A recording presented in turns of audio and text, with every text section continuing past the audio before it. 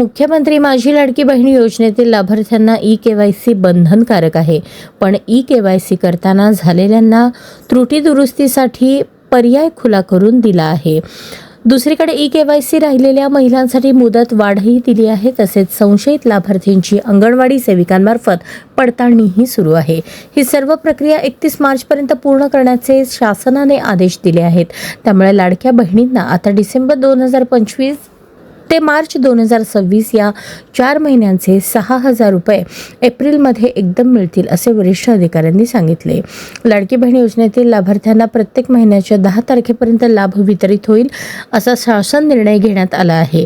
राज्यातील 2.25 कोटी पात्र लाडक्या बहिणींसाठी दरमहा सरासरी 3200 कोटी रुपये लागतात. मात्र डिसेंबरपासून लाडक्या बहिणींसाठी निधी मिळालेला नाही. आता ज्या लाडक्या बहिणी ई-केवायसी परिपूर्ण तथा अचूक करतील आणि निकषांनुसार त्या योजनेच्या लाभासाठी पात्र ठरत असतील तर त्यांना लाभ मिळेल, अशी चर्चा आहे.